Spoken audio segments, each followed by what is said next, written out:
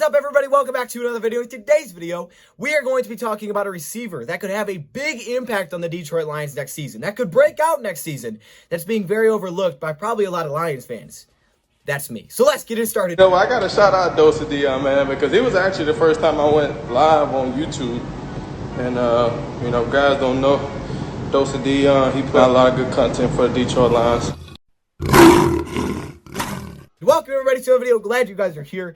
And yes, we're talking about a receiver that is actually with the Detroit Lions right now that could have a huge year in 2021. Now, recently I've been looking at the draft, right? I've been going through the draft. We only have 16 days, including today, till the draft, which is just nuts. So today I was watching the receivers. I was looking at mid to late round targets. And, you know, there was a couple of guys that I came across that I really like. Cornell Powell is a guy that I just really like coming out of this year's class that's, you know, looked at as a guy that's going to go probably 6th, 7th round, maybe 5th round, something like that. Looked at his late prospect, but I really like Cornell Powell. But Powell's not going to blow you away with his athleticism, his speed, his shiftiness. No, he's just a very reliable target. That was the guy for Trevor Lawrence. Obviously, Trevor Lawrence is going to be the first pick in this year's draft. He was the guy that broke out this season after we've seen some really top receivers come out of Clemson. But he was a reliable target, really good hands with a very physical style to his game. Wasn't the biggest guy, wasn't the fastest. And taking a look at all these receivers for the Lions and guys that could potentially fit, it got me to thinking that, okay, I need to understand what the Lions have in their receiver room right now to understand what the Lions could draft and what kind of receivers fit Jared Goff. I got to figure that out before I start looking at receivers. So that's what I did. So I take a look at the Lions receiver group right now, and I see it, and I say, okay, we have Tyrell Williams, we have Rashad Perriman, we have Khalif Raymond Ratley, we have all these speedster guys, and then you talk about the guys that are here, you know, returning, Geronimo Allison, and then Quintez Cephus, who I always overlook, and the reason I do that, we'll get to in a second, is because he wasn't one of the top weapons for the Lions last season because we already had the top weapons here. He was a 6th round pick out of Wisconsin that was the top receiver for them, that Jeff Okudah said himself was the toughest matchup, which we'll get to in a second.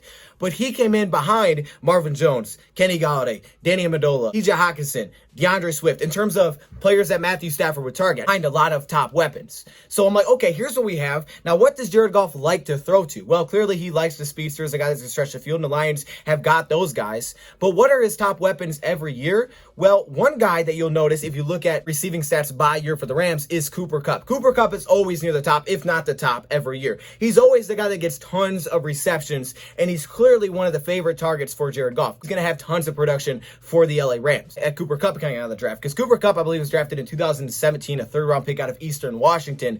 And when you look at, you know, what he was like coming out of the draft, you know, he, again, was one of those guys that weren't going to blow you away with speed or explosiveness or twitch, but instead he was just a very reliable target that had tons of production. Of course, the competition level maybe wasn't the best there, but had tons of production, could play at different spots, could line up at the slot, had a really nice vertical. You know, he had that, but he wasn't super fast. I mean, his 40 time came out at a 4.62. He was 6'2", 204. And I'm looking at those, I'm like, okay, I kind of see what kind of receiver this is. And then that makes me think of Quintez Cephus. I'm like, wait a minute, Quintez Cephus was very similar to this, if I'm remembering correctly, coming out of the draft. So I took a look at Quintez Cephus. Cephus listed at 6'1", 207, very similar in size. Ran a 4.73 officially, but he apparently ran a 5.6 at a pro day, which still isn't incredibly fast, but he did say he is faster than 4.73. Regardless, not a super fast receiver. That's not the name of his game. The quickest athlete coming out of the draft, but he did have a really nice vertical, 38 inches. But then when you compare the strengths and weaknesses that were listed to both of these players coming out of the draft, you'll notice so many similarities. I mean, we talked about Cooper Kupp, right, what he is. Quintez Cephus was very similar in a lot of ways. I mean, you're talking about a guy that very reliable target. Yes, he did have the 5 drops, but he also had 16 contested catches on a run-heavy offense, which was 12th in college football. Very reliable target. When they needed 10 yards, if it was 3rd down, 4th down, when they needed some yards, Cephus was the number 1 guy to go to. He was always number 1 guy, right? Cephus was that guy for the Wisconsin offense. Wasn't going to blow you away with athleticism, speed, twitch,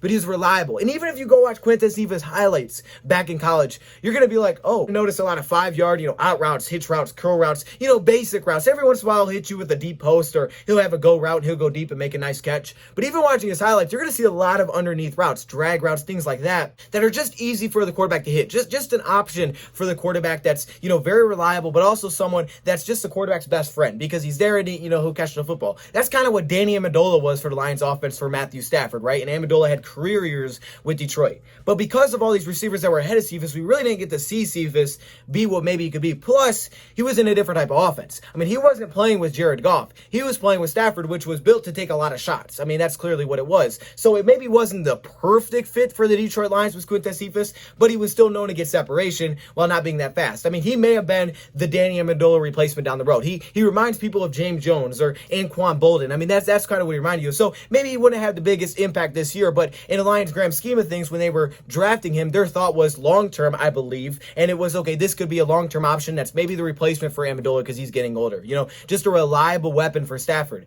And now that that regime is out, Quintez Cephus is still here, I look at Cephas and say, wow, there's a lot of similarities to this guy named Cooper Kupp. Now, I'm not here to say he's the next Cooper Kupp, but when I look at Cooper Kupp, you'll notice coming out of the draft, day one, as soon as this guy stepped in, he was a top target for Jared Goff, and it never changed. It never wavered. Day one, the first game he stepped in, he was a huge target for Jared Goff, and a big target. He's always been someone that Goff throws the ball to a ton, always is trying to get involved, and he's just a very reliable option for Jared Goff that has just put up insane production.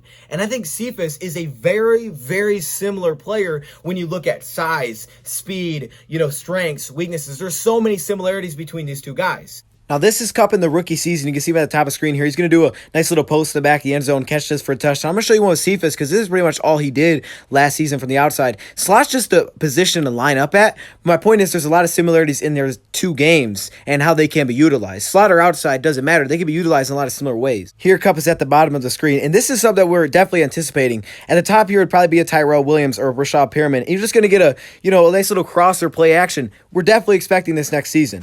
Not the fastest, not the shiftiest, but just a simple slant here picks up 33 yards with the safety on him. This is how Cephas could also be dangerous. You can see him lining up at the slot on this play. Goff is probably going to want to have a guy like Cooper Kupp, someone like that, because clearly that was someone that he loved to go to at the Rams. So having a guy like that for the Lions would be great. Lions may already have that right now in Quintez Cephus. Now, could they still use a guy that catches the ball, makes plays with the ball in his hands? Yes, they could use more talent there for sure. Outside threats. But Cephas could be the next kind of Cooper Kupp. Maybe not to the same level, at least maybe he could be. I don't know. I mean, maybe he could be. But for the Lions offense, that's not really what his role was. If you watch Quintez Cephus last season, because we had Amendola, he rarely ever played in the slot position. Even though he could do it, he still played mainly on the outside with Wisconsin too, because he was just that talented. I mean, with a guy that's that slow, you would think he'd struggle on the outside, but he didn't. He played mainly on the outside for the Detroit Lions as well, because that's what the offense is for. The guy had 17.5 yards per reception with the Detroit Lions last season, which is a ton, considering when you watch even his college highlights, a lot of things are underneath. That's kind of what his role was, and that's what Cooper Kupp did coming out of college. But since he was for the Matthew Stafford type of offense, and we already had our slot, he was kind of used as like an outside deep threat still. It's not to say Quintez Cephus had, honestly, a bad rookie season with Lions. He was just behind so many players that it was hard for him to get super involved. He was nowhere near a top target for Stafford because he had all these other guys to go to, and then there was Quintez Cephus. And Cephus honestly came out with the bang in terms that he had technically 10 targets in his first week, which is crazy. 10 targets against Chicago Bears. Now, he only had 3 of those, but if you watch it, I mean, you can just see the miscommunication. You can see they're not always on the same page. Stafford throws a one way, Cephus goes a different way. I mean, they just looked a little off. But as year went on, you could tell he got more and more comfortable. He never got near those amount of targets again. He started to go to his, main guys. But you could see that he got more comfortable as the year went on. 20 receptions, 349 yards, 2 touchdowns, and he didn't even play in every single game. From week 3 to week 8, didn't even play in those games. So he didn't play a full season. He still had 20 receptions for 350 yards and 2 touchdowns. Still some solid numbers. But if you take out that first week, which there was a lot of miscommunications, and it really pushed his catch percentage down because, there was a lot of them where he couldn't even catch the football, but it was still technically targeted towards his direction.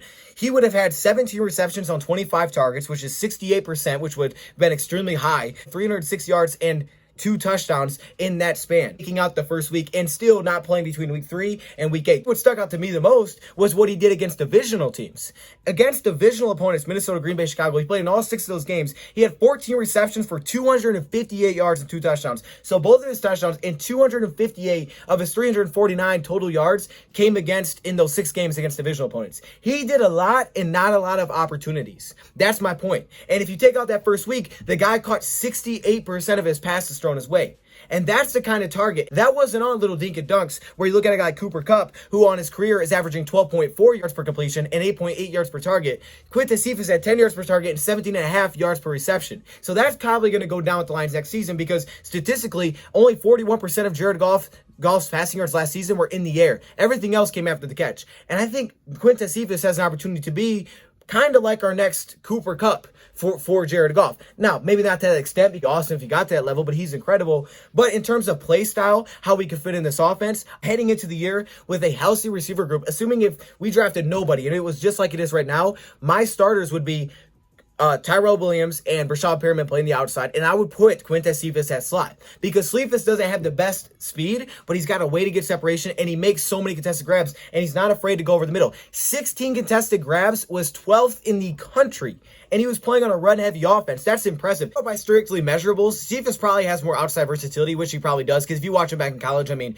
Kupp was a slot in college, while Cephas was an outside that could play slot, so he's got more outside versatility. Kupp showed more agility, quickness. Meanwhile, Cephas showed more explosion, the ability to go up, make a play with the ball in the air, and, he had a little bit more weight on him, and things definitely improved. And now you're talking about a guy in Goff that I think would target him a lot. He doesn't need to be the fastest player. He just has to be reliable and someone that, Jared Goff has trust going to the football with. And he's only been here for 1 year. This is a player that's super young. So we get caught up in all these players that we could draft, but it's easy to forget that we have a guy like Quintez Cephus on the roster who could be looking at a huge role. Are there still talent we need on the receiver position? Yes, but I'm just saying Cephus is someone that we should definitely not overlook. Looking at a big year next season with this new offense, if the Lions get him involved, like the Cooper Kupp type of role. Still able to play on the outside, next Anquan Bolden, or your next James Jones, something along those lines, and be just a target that Goff loves to go to, because he already showed us he loves to throw it to that route. He loves to underneath, 5 yards, dink and dunks. He loves those, and that's what Cephas could be. Didn't have that role in the first year because he was behind so many guys. We already had Amendola here, and it was Matthew Stafford offense, which was taking more shots than underneath. Now, where things are likely to change, I could see a guy like Cephas having a monster season because you could see the improvement. You can see the talent level there. The fact is, this guy had 20 receptions while missing, 5 games during the season and nearly 350 yards. Still a lot of talent there for a guy that only ran a 4.73.